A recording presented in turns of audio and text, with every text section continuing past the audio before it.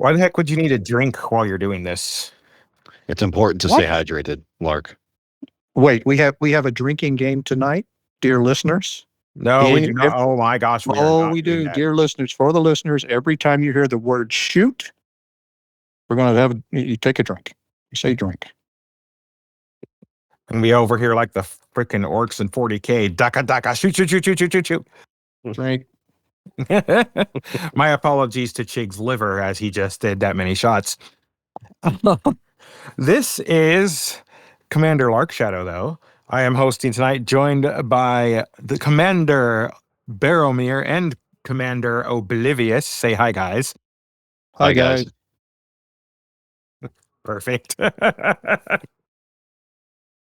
And this is the 271st episode for February 6th, 2025.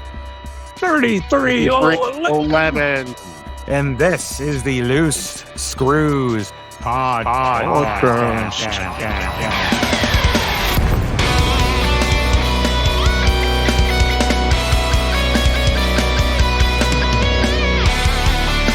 I like to think Trax was going to add echo to the end of podcast, even though I know he won't, but I like to pretend he will.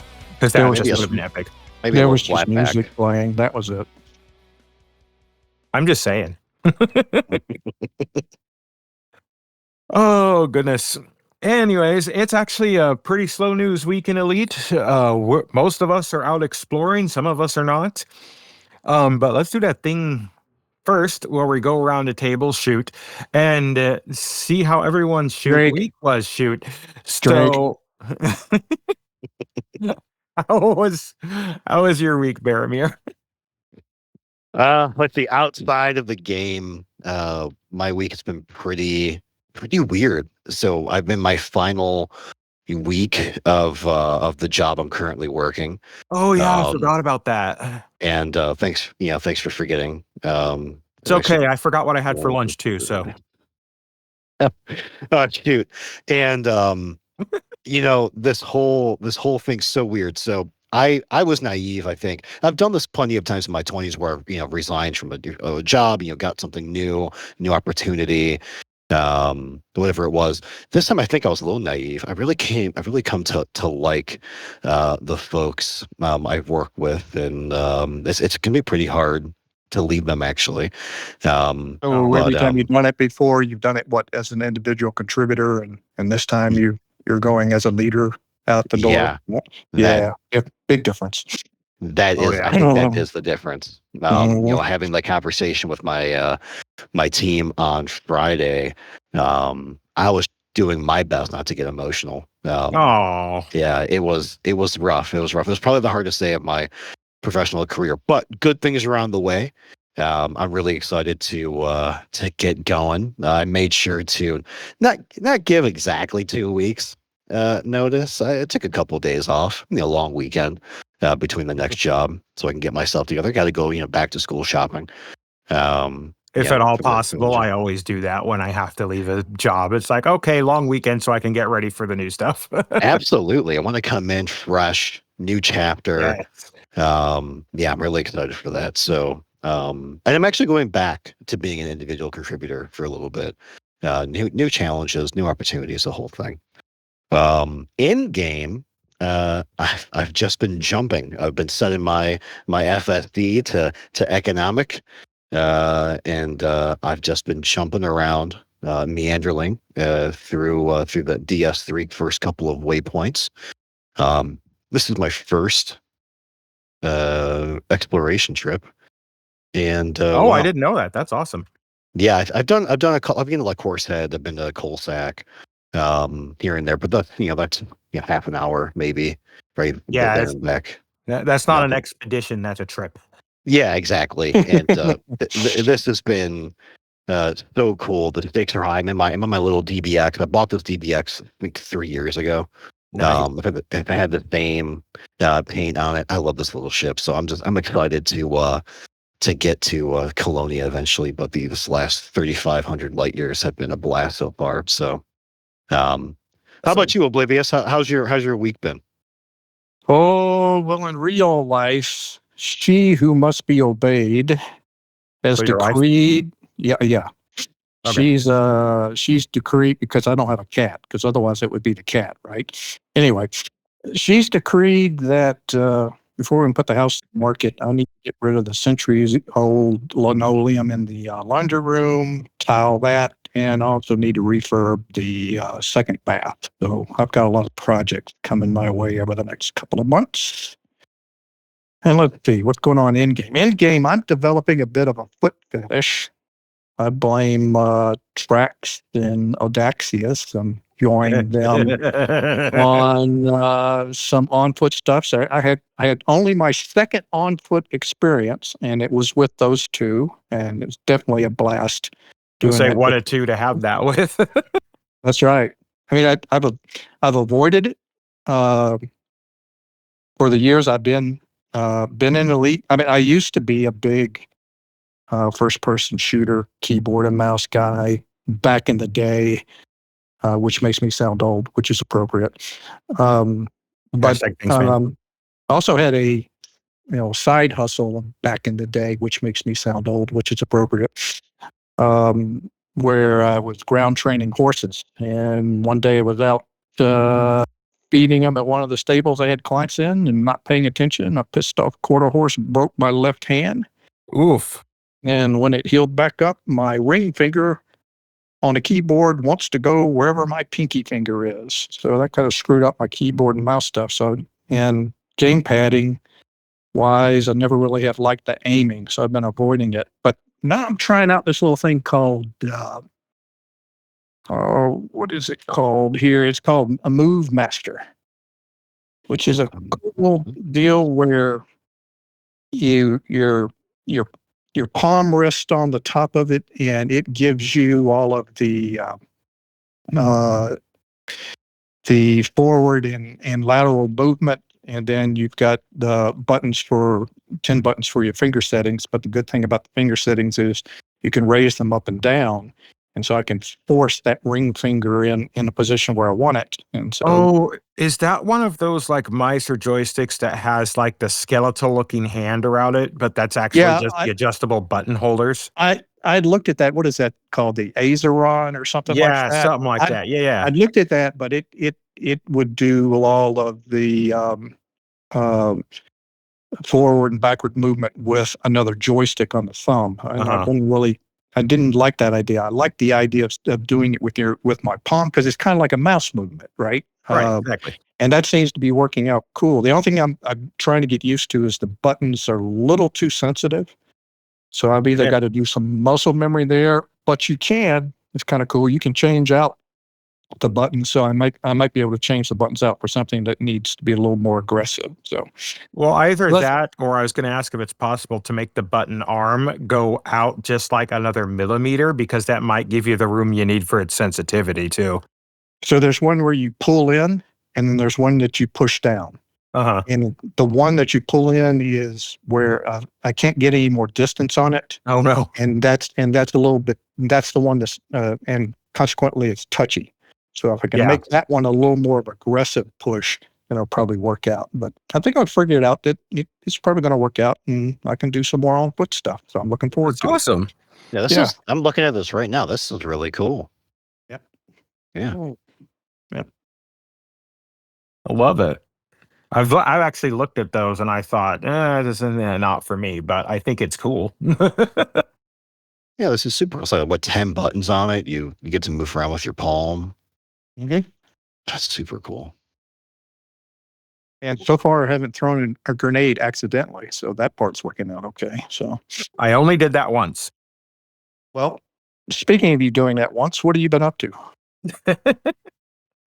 So it is the busy time of year for my work. So I have just been getting killed at work every day. It is what it is. Just trying to get through it. Getting past spring, it'll start to slow down again. But yeah, it's just one of those things. This is the time of the year that's busy for us. And so consequently, I haven't done much stuff IRL at all, just because I've been so tired when I get home. And that includes playing Elite. I played yesterday, but I hadn't played since the DS3 launch since that. So I was just jumping my brains out to try and get to those places to beat you guys to places I need to beat you guys to now. And that said, I'm in game right now, just jumping away. But yeah, I haven't been exploring in a long time either. A couple might be, I know it's more than a year, it might be 2 years, but I don't remember specifically. But it's been a while since I've explored. You show up at your next waypoint and there's 3 guys out there going, what took you so long? Yeah, right. Mm-hmm. So there's 3 guys. Since the next waypoint is freaking Daxie's Folly, there'd be 3 guys out there like, oh, here we go again. But yeah, other than that, I've actually been pretty well, which is more than I can say than most people. So I'm just going to count my blessings and run with it. But that aside, I think we are ready for a squadron update that, according to the notes, says Oblivious doesn't need no stinking notes. Nope. So play that squad update sound. Incoming priority message. Squadron briefing.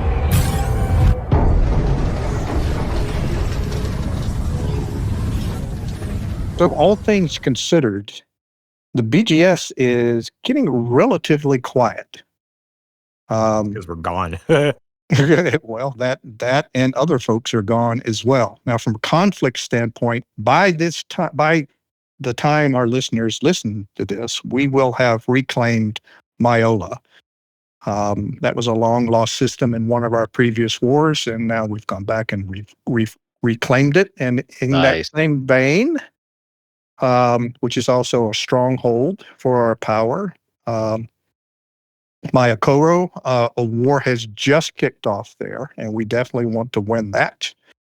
And then there's one other conflict out there that's kind of meh, LTT, something that, yeah, not too concerned about what goes on over there. Overheating, our greatest of all times BGS master, who hasn't visited us on the Discord in quite some time, and I hope he comes back sometime in the future, has been doing his best to beat down all the overheating.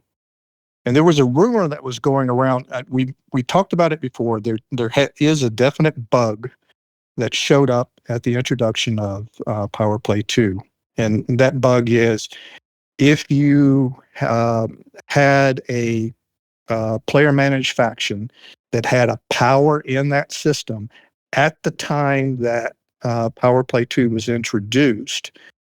Now, if you go do any work for all the sub-factions in that system in order to try to cool off the controlling faction, all of that mission work, all of that INF ends up being applied to the controlling faction, which is directly opposite of what you're trying to do. That explains comma. Exactly. So comma is the classic example. We have no way to keep that thing from overheating, and it's at ridiculous numbers, like 91%. I would say last I saw before we left, it was still hovering at 95. So right. I think right now it's at 89. What's 2 or 3 points when you're in the 90s? Right. So there was a rumor that possibly that had been fixed, and our BGS goat went out there and tested it, and it does not look to be fixed. It looks to still be a problem. So come on, FDev, we need you to fix that, because it's affecting us, and I'm sure it's going to affect other folks from the standpoint of colonization. Yep. We have plans to work our way out of, I almost used my pet name for it, Semachemic. And it's kind of hard to do a planned expansion when you've got crazed systems at 91% INF chewing up all the expansion slots for you. So hopefully they'll get that fixed. But anyway, all that information can be found on the Discord. Look at our standing orders. Got any questions? Lots of people love to talk about BGS out there and impress you with all our knowledge, which can be contradicted at any time. So come visit us out there. 100%. Absolutely. All right. And then moving on from that, Though a lot of us are gone, there are still some people on the home front doing power play. And I've heard that Baromir has a power play update. This is the short PP report.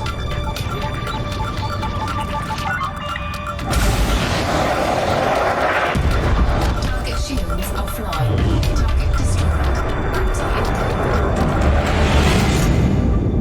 It's average, so get your facts straight.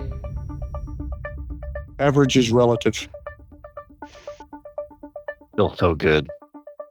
All right, let's kick this off. So, I definitely would want to cover power play standings if there are actually any substantial movement in power play standings, which will be much better than whatever Galnet comes up with, which just regurgitates, every 3 weeks or however often they do it. But just so everybody is clear, there is no movement in power play standings still. Everyone's still gaining systems. Amina Torval even gained systems this week. So everyone's on the up and up and in acquiring systems. That said, we had some key conflicts this week I'd like to cover before we get to our own stuff. In HIP 1032210322, Antal and Archer had a pretty big battle, 573,000 control points to 341,000 control points.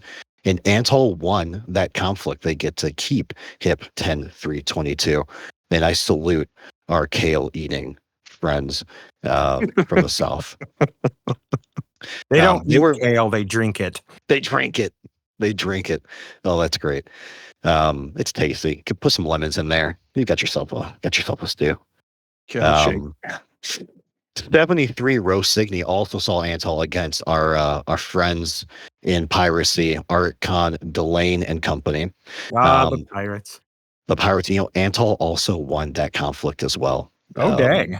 So they're on a bit of a roll. But again, everyone's still gaining systems. There's nothing's changed in the standings, but it's nice to see some conflicts happening. This is where things get interesting. So we know that, the disgraced, so to speak, Yuri Grom, right, left the Federation, started his own little independent Gromunist coalition. I forget what their names are. It's actually a really cool squad name he came up with. They call themselves the Gromulans, I've heard. Okay, the Gromulans. I'll take it. Seriously? Seriously, I'm not making that up.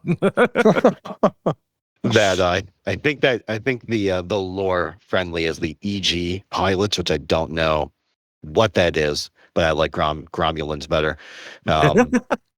They had 3, Archer and Grom had 3 conflicts this week, all that had amazing numbers put up. So first was Wolf 896, where Archer's forces put up 726,000 control points to Grom's 135,000 control points. You'd think to yourself, wow, they really got swept.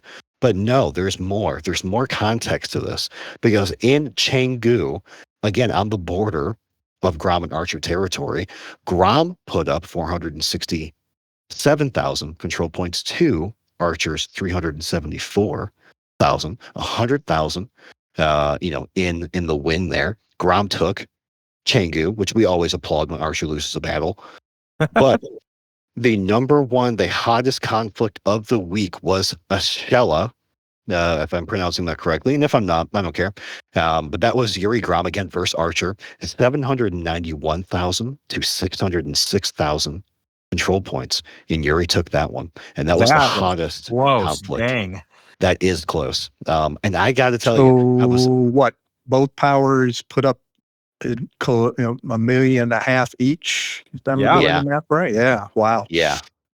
Those are some major numbers, and I grabbed those last night Eastern time around 9:00. So there was still some time for those numbers to go up. Yeah, those are crazy numbers, and it's good to see our friends fighting and winning against the Archer. I say friends, but friends until our territories come up against each other, and then then not so much.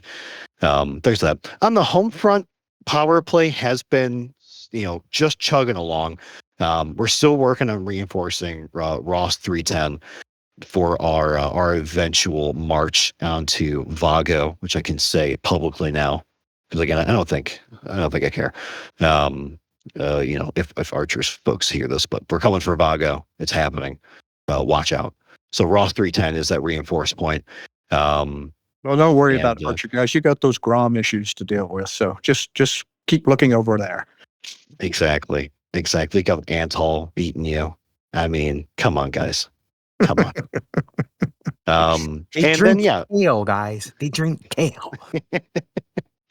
And then, we did. Actually, our friends over in Serious Gov, the LYR Discord, did bring up NLTT 2969 as a fortified system for us. And now we can acquire some extra systems, which will be more fun, more conflicts, more contests. I love to see it. And for more information on PowerPlay, go ahead and check out the PowerPlay Hub on the Loose Screws Discord for operational, guidance, discussion, and tips on how to complete those optional PowerPlay weeklies. And that's all we got for this week.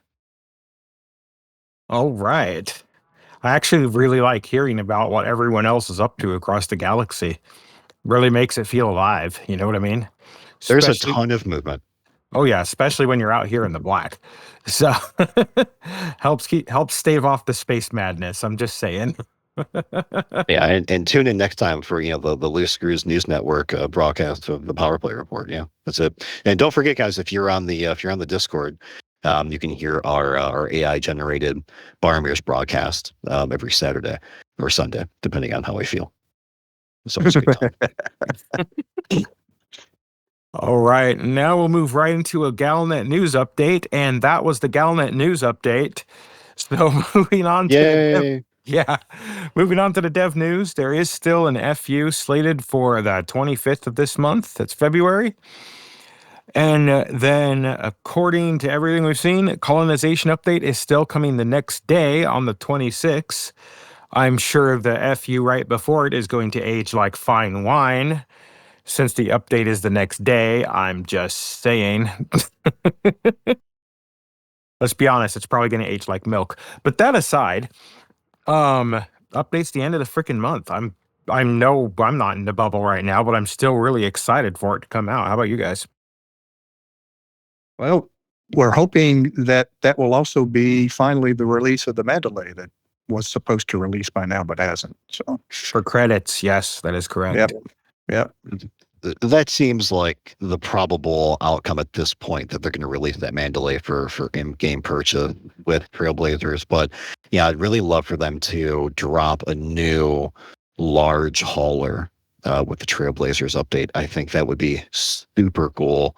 Because I mean, if we're going to be colonizing, we're going to have to, acquire and deliver probably a fair amount of materials, goods, commodities. It'd be great. Space trucking in my space trucking game? What are you talking about? Oh yeah. Mining. Time to put on that Cowboy Bebop original soundtrack and go space trucking. So that would be great. Gosh, we're old. Yeah. We should just make the title. Thanks, man. It's not much news, but on the store, those vibrant purple paint jobs are still for sale. If you guys are interested in those, for 1,200 arcs for the majority of them. There's even a fleet carrier paint job, which I don't feel like I see that often. Which I think I've ever seen one. Oh yeah, it's great to see that on sale. And if I'm not mistaken, I don't think we covered it last time. But there's the X pre-built that's available too. The exploration jumpstart. So yeah, I mean, probably get a Mandalay, but there's the aspects too. If you want that. The only real difference, aspects, it's a workforce. It'll still. Yeah, you knew that was coming. But I do think the advantage that it has is it's got over the personally, I'm one or the other, I'm going to buy the Mandalay. But if you haven't been out to Guardian Space and you haven't got yourself an FSD booster, I think that comes with the Guardian booster, does it not? There you go. Okay. So yeah, it does. It does. And I mean, who doesn't? I mean, the You can't Aspect put is it a great anywhere ship. else, but you get one Yeah. of those. Yeah. It's a great get. It's such a solid ship. Yeah, I would still call the aspects, like comparing it to the Mandalay, since they're both medium ships. The Asp is still like it's a thoroughbred. It's extremely versatile. It's going to do whatever you ask of it. Might not do it the best, but gosh darn it, it's going to get it done. And holy crap, can it jump? So I mean, that's going to be good enough for a lot of people. It's a great little ship, even these days. Is the Aspects one of the original Elite Dangerous ships that was out, or was it a later ad? I believe it's one of the originals, but someone can correct me on that. Because I did not join until Horizons was a thing. Yeah, me too. It feels like it would be one of the originals. It's got Right. that feel to it. Yeah, I think that's it for news. All right. And moving on to discussions / part of the community corner. Distance Cruise 3 launched. We all got together. We did the mass jump off the planet and then the mass jump in space. And just off we went. I think we had like 18 or 22 or something like that of us there. Chig was there running security and is now out doing a little exploring because, gotcha. You did. You got him. He got sucked right into it, didn't he? It happens, man. That bug will Yep. get you. Yep. But I got some great photos that are sitting on this PC that I haven't posted yet. I need to post those in screenshots. Someone remind me to do that when we're done with this. Group photo was great. It was, but it's just, I have been stressing about this for many weeks and seeing so many people out there and posting about how much fun they're having and how worth it is. I am so happy. I love it. But that's just me. What have you guys been doing out there in the black?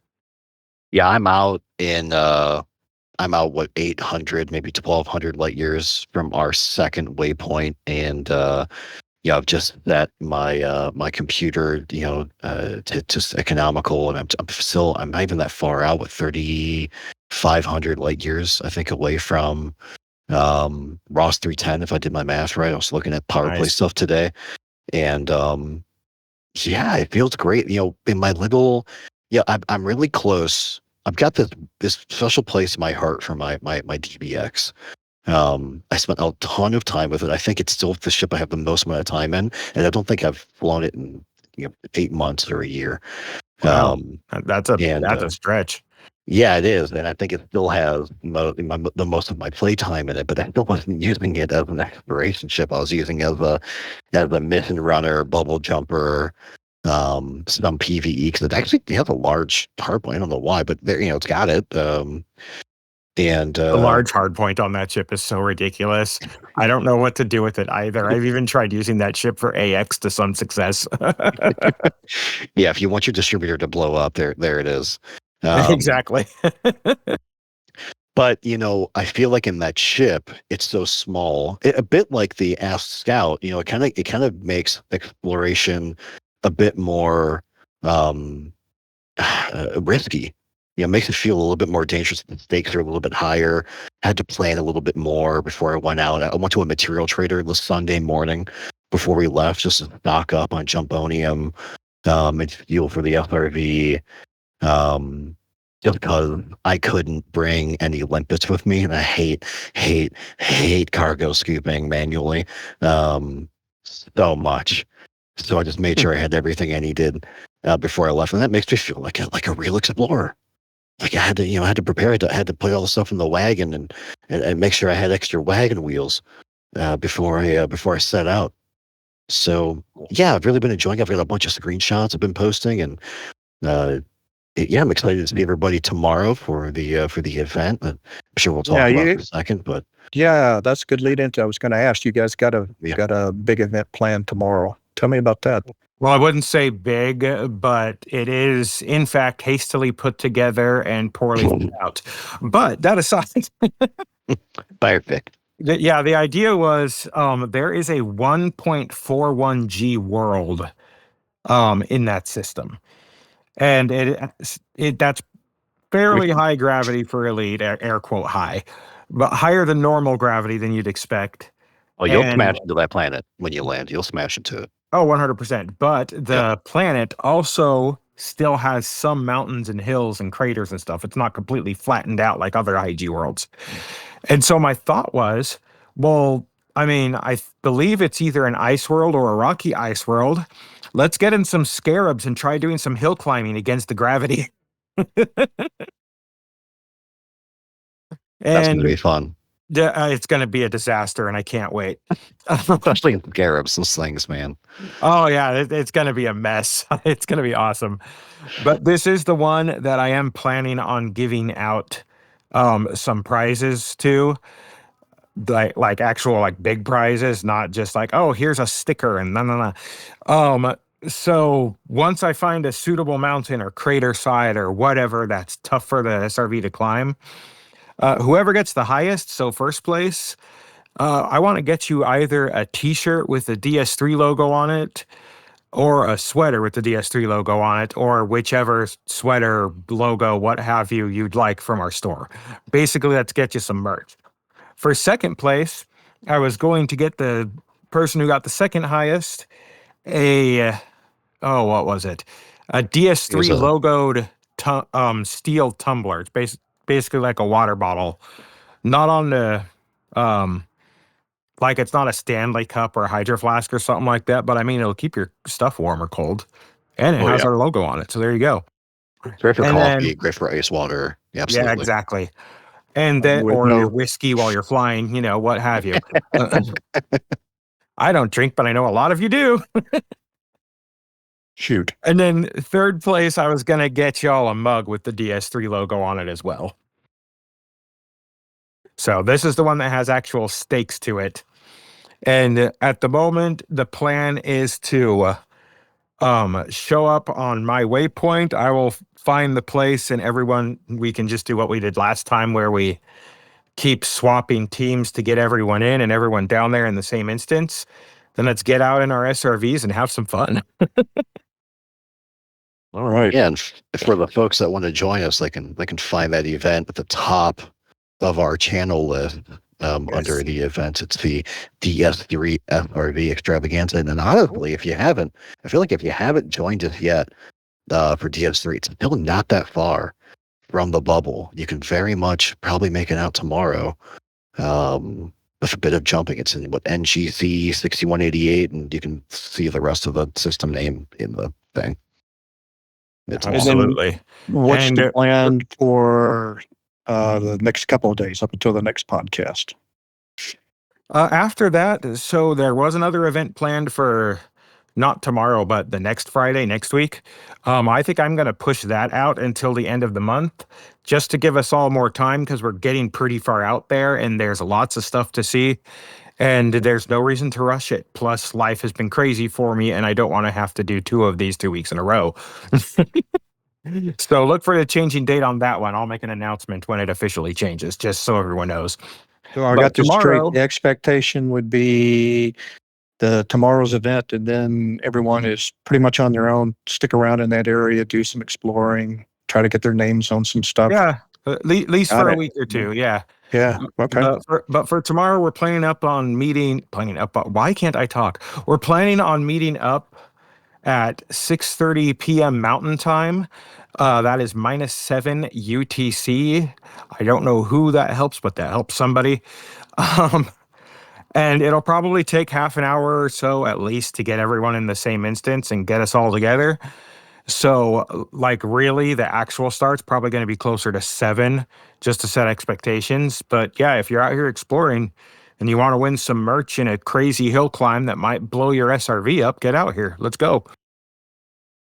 All right. Yeah, you know what? And that next event that we're talking about, that's going to be a couple of weeks, maybe 2.5 weeks from now, whenever we decide to throw it on the calendar again.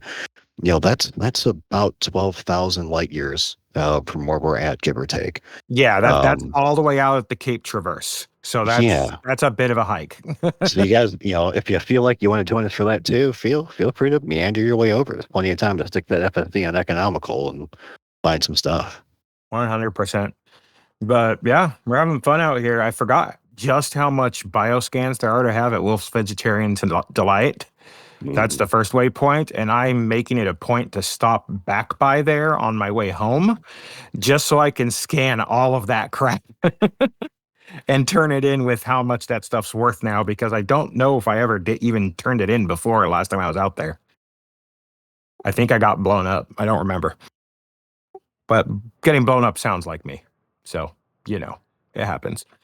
Sounds like fun. It wasn't.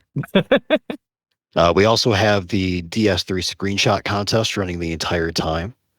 Absolutely. Right. That runs till the end of February, which is the official split off point, where from Cape Traverse, you're either going to Colonia or going out across Hawkins Gap to Dryman's Point. After that, I will be convening a council who I will probably make up at the time of, and we will be deciding the winners from there. Awesome. But yeah, that's what's been going on in Distant Screws 3, though.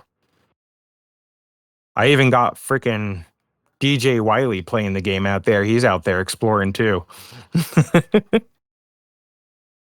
Don't know what it is about exploring in this game, but there's something about just you out there in your little ship jumping from system to system, sometimes just honking, sometimes stopping and scanning and seeing the sights. It's just, it helps reconnect you to the game, you know?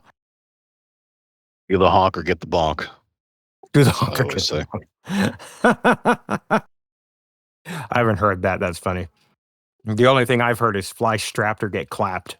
So, yeah, that tracks for this group. I believe it was Dubs that coined that phrase. If you're listening to this, sup, buddy? Hope you're doing well. Oh, shoot. But that is all we have. Greg. Well, at least that's all I have. Do you guys have anything else? I do not. Yeah. Oh, Quite right. weak. Well, if y'all got nothing, then be sure to, if you're listening to this podcast and not part of our community and want to be, look us up at loosescrewsed.com. That's loosescrewsed.com. There's a link there to join our Discord and a link to our merch with promo codes and so on and so forth. Also do join us on our Discord because we're a good group of guys. At least I think so. We have fun. We meme on each other all the time, and it's mostly hilarious. And if you'd like, you can even support us on Patreon at patreon.com/loosescrewsed. I should note that any money that goes to Patreon goes right back into the community. All of these prizes that I'm getting for winners for the contest we're going to do out here in Distant Screws 3, that is all paid for by the community. And I think that is freaking awesome. So if you're out there and listening to this, give yourself a round of applause, unless you're driving. Yay. Applause. I'm driving. You're driving, yes.